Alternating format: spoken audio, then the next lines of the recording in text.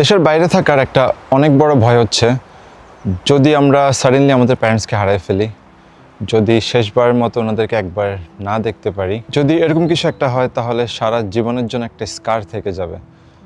And এখানে আসার পর থেকে এই ভয়টা সবসময় কাজ করে। আমরা যত সাকসেসফুলি হই, যত টাকা ইনকাম করি, পিআর, পাসপোর্ট, সার্টিফিকেটস যত মিলিয়নের হয়ে যায়, কিন্তু একটা জিনিস যদি না পাই তাহলে সারা জীবনের জন্য একটা গ্যাপ থেকে যাবে। এটা এমন একটা রিয়ালিটি আমাদের সবাইকে ফেস করতে হবে। হয়তোবা আমরা অনেক সাকসেসফুল হব, অনেক টাকা ইনকাম করব, কিন্তু ওনাদেরকে কাছে পাওয়া, একবার সামনে দেখা, একটু কথা বলা, এই জিনিসটা কখনই কিনতে পারবো না। আমাদের লাইফের যত রিলেশনশিপ আছে, ওয়াইফ, কিডস, ফ্রেন্ডস, রিলেটিভস, হ্যাঁ, কাউকে আমরা রিপ্লেস করতে পারি না কখনোই, কিন্তু একটা অল্টারনেটিভ অপশন থাকে। প্যারেন্টস ভালো হোক, খারাপ হোক, if they love you, if they don't love you, তারপরেও প্যারেন্টস এমন একটা জিনিস দ্যাট এটার কোনো রিপ্লেসমেন্ট হয় না, এটার কোনো অল্টারনেটিভ অপশনস নেই। আমি ঠিক 2.5 বছর আগে এই ভিডিওটা করার চেষ্টা করছিলাম, কিন্তু আমি খুব ওভারওয়েলমড হয়ে গেছিলাম অ্যান্ড ওই ভিডিওটা কখনোই কন্টিনিউ করতে পারিনি। প্রথমবার যখন নরওয়েতে আসছি তখন খারাপ লাগছিল, বাট একটা এক্সাইটমেন্ট ছিল,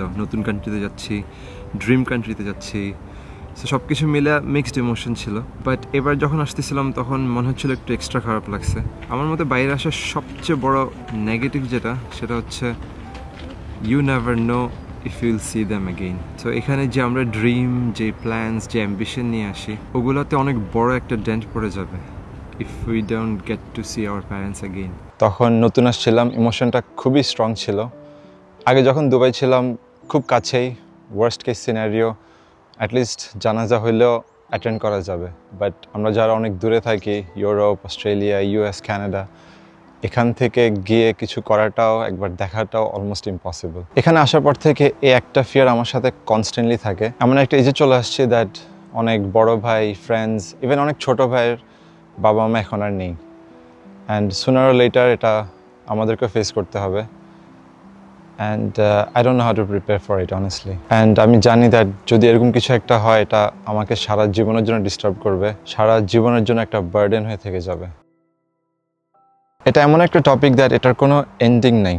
এই টপিকের আমি কি কনক্লুশন দেব সেটাও আমি জানি না, কিন্তু এই পুরো সিনারিওটার একটা অল্টারনেটিভ দিক আছে। সেটা হচ্ছে সাথে থাকার চেয়ে দূরে থেকে সাকসেসফুল হওয়াটা অনেক বেশি ইম্পর্টেন্ট। আমাদের সাথে অনেকে আছে, ইভেন পুরো ওয়ার্ল্ডে, দেশের বাইরে অনেক স্টুডেন্টস, অনেকে জব করতেছে, অনেকেই ফ্যামিলিকে অনেকভাবে সাপোর্ট করতেছে, ফিনান্সিয়ালি সাপোর্ট করতেছে, যে জিনিসটা বাংলাদেশে থাকলে একেবারেই পসিবল হতো না। সো যদি দূরে থেকে প্যারেন্টসের সাথে থাকাটা স্যাক্রিফাইস করে ওনাদেরকে একটা ভালো লাইফ দেওয়া যায়, অনেক স্ট্রংভাবে ফিনান্সিয়ালি সাপোর্ট করা যায়, তাহলে আই থিঙ্ক ওই সিচুয়েশানে দেশের বাইরে থাকাটা, ওনাদের থেকে দূরে থাকাটাই আইডিয়াল অপশন। বেশিরভাগ সময় ফিনান্সিয়াল সাপোর্ট ছাড়াও প্যারেন্টস সবসময় চায় দ্যাট ছেলেমেয়েরা একটু সাকসেসফুল হোক।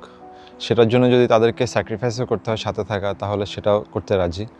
কিন্তু এটা আরেকটা কন্ট্রাডিক্টিং সাইড হচ্ছে, প্যারেন্টস সারা জীবন ছেলেমেয়েদেরকে পড়ালেখা করায়, টাইম, এফর্ট, নিজের পুরো লাইফটা স্যাক্রিফাইস করে দেয় তাদেরকে বড় করার জন্য, তাদেরকে একটু এডুকেটেড করার জন্যে। অ্যান্ড যখন আমরা একটু স্টেবল হয়ে যাই তখন তাদের থেকে দূরে চলে আসি। সো এই জিনিসটা তাদের উপর কীরকম ইম্প্যাক্ট করে সেটা আমার জানা নেই। ওনাদের ইমোশনাল স্টেটটা কী থাকে সেটা আমি জানি না। And I think most Times আমাদের কাছে আমাদের প্যারেন্টস সেই জিনিসটা এক্সপ্রেস করে না। এটা চিন্তা করে দ্যাট হয়তো আমরা উইক হয়ে যাব, ইমোশনাল হয়ে যাব। And in that sense also সেটা ওনারা স্যাক্রিফাইস করতেছে, that whatever they are feeling সেটা ওনারা শেয়ার করতে পারতেছে না। অ্যাট দ্য সেম টাইম এটার আরেকটা ডাইমেনশন হচ্ছে, অনেক সময় সাথে থাকলে ছেলেমেয়েরা প্যারেন্টসের উপর একটা বার্ডেন হয়ে যায়। No matter how much you love them, no matter how much you want to take care of them, যদি তুমি সাকসেসফুল না হতে পারো, যদি তুমি ভালো ইনকাম না করতে পারো, তাহলে ওই ইমোশনস, ওই ফিলিংসের কোনো ভ্যালিউ নেই। আমাদের সোসাইটিতে এটা খুবই কমন দ্যাট আমাদেরকে সবাই জাজ করে থাকে আমাদের সাকসেস, আমাদের ইনকাম, আমাদের স্ট্যাটাসের উপর। প্যারেন্টস হয়তো সেটা সবসময় করে না, স্পেশালি মাদার্স, বাট তারপরেও আই থিঙ্ক বেশিরভাগ ক্ষেত্রে এটা অ্যাপ্লিকেবল দ্যাট যদি একজন ছেলে মেয়ে প্রপারলি ইনকাম না করতে পারে, সাকসেসফুল না হয়, এডুকেটেড না হয়, তাহলে তার ভ্যালিউ অনেকটা কমেই যায়। এরকমও দেখা যায় দ্যাট যদি ভাই বোন 3-4 জন থাকে, একজন খুব ভালো করতেছে, বাকিরা খুব একটা স্ট্রংলি করতে পারতেছে না, তখন যে ভালো করতেছে তার ডিমান্ড বেড়ে যায়, তার জন্য আদর বেড়ে যায়। বাকি যারা খুব একটা সাকসেসফুল হতে পারেনি তারা সবসময় নেগলেক্টেড হয়ে যায়, তারা একটা বার্ডেন হয়ে যায়। সাথে থাকলে অনেক সময় অনেক কনফ্লিক্ট হয়, রেসপেক্ট কমে যায়, আদর কমে যায়। সো সব প্রোজ অ্যান্ড কনস মেপে দেখলে আমার মতে দূরে গিয়ে সাকসেসফুল হওয়াটা, ওনাদের জন্য কিছু করা, নিজে একটা সাকসেসফুল ক্যারিয়ার বিল্ড করা, আই থিঙ্ক ওটা far better choice. At the same time ওনাদেরকে রেসপেক্ট করা, ওনাদের সাথে কনস্ট্যান্টলি কথা বলা, যতটুকু সম্ভব যেভাবে সম্ভব সাপোর্ট করা, ওনাদের জন্য দোয়া করা, একজন ভালো মানুষ হয়ে ওনাদের যে লেগেসিটা সেটাকে ধরে রাখা। আই থিঙ্ক এই সব কিছু করলে দূরে থাকার যে শর্টকামিংটা সেই জিনিসটাতে হয়তো বা একটু ব্যালেন্স আনবে। ওনাদেরকে ইম্পর্ট্যান্ট, ওনাদেরকে ওয়ার্থি ফিল করানোটা অনেক ইম্পর্ট্যান্ট। কনস্ট্যান্টলি বলা উচিত that how important they are, how much they have done for your life. আমি এই ইমোশনসগুলো কথা দিয়ে এক্সপ্রেস করতে পারি না। আমি হচ্ছে এমন একজন মানুষ দ্যাট আমি করে দেখাতে পছন্দ করি। আমার যে ইমোশনসগুলো, যে ফিলিংসগুলো, এটা সবসময় ভিতরেই থেকে যায়। Don't be like me, try to express it as much as you can, that's a better option. But yes, আমি প্রিফার করি যদি আমি কিছু করতে পারি তাহলে সেটা আমার কাছে ভালো লাগে। অ্যান্ড যদি এমন সিচুয়েশান আসে দ্যাট ওনাদেরকে একবার শেষবারের মতো দেখার সুযোগ না হয়, তাহলে এটা মনে করে একটু হলে কমফোর্ট পাবো দ্যাট যতটুকু সম্ভব ওনাদের জন্য করতে পারছি। টু বি অনেস্ট, কিছুই করতে পারিনি এখনও। অনেক সময় হয়তো ওনাদের দরকারও হয়নি, বাট প্যারেন্টস কখনো এটা এক্সপ্রেস করে না দ্যাট ওনাদের কী দরকার, ওনাদের কী লাগবে। সো অনেক সময় আমাদেরকে নিজের থেকে করতে হয়। সো ওইটারই আজকে একটা ছোট্ট চেষ্টা করতেছি।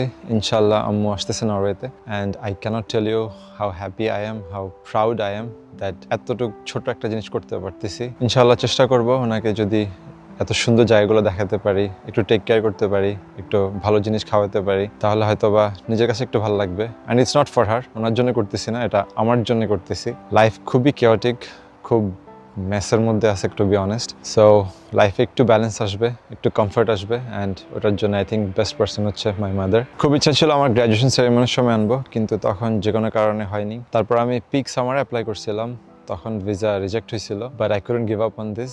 তারপরে আবার সব কিছু রেডি করলাম, অনেক চেষ্টা করলাম। ইনশাআল্লাহ আশা করি উনি এনজয় করবে, অ্যান্ড আই হোপ একটা লাইফ টাইম এক্সপিরিয়েন্স হবে ওনার জন্য। নরওয়ে সবসময় আমার ড্রিম কান্ট্রি ছিল। সো ওই ড্রিমের একটা পার্ট যদি আম্মুর না হয় তাহলে হয়তো একটু ইনকমপ্লিট থেকে যাবে। আমি যে কোনো ভালো জায়গায় গেলে, একটু সুন্দর জায়গা দেখলে সবসময় ইচ্ছে হতো দ্যাট যদি আম্মুকে একটু দেখাতে পারি তাহলে হয়তো একটু বেশি ভালো লাগতো। আলহামদুলিল্লাহ ফাইনালি আল্লাহ ওটার একটা ব্যবস্থা করে দিছে, আমাকে অতটুকু কেপেবল করছে দ্যাট কমপ্লিটলি নিজের চেষ্টায় এই জিনিসটা করতে পারতেছি। So I can only be thankful and grateful to Allah. And lastly আমি একটা জিনিস বলতে চাই that if your parents are not part of your success, you are not doing something right. They deserve to be part of every good things you have in your life. So try your best, and that's all for today. Inshallah, I'll see you guys in the next video. এই টপিকটা একটু difficult ছিল, যার কারণে 2.5 বছর লেগে গেছে complete করতে। তখন খুবই ইমোশনালি উইক ছিলাম, এখন যদিও একটু আই থিঙ্ক ইমোশনালি স্ট্রং,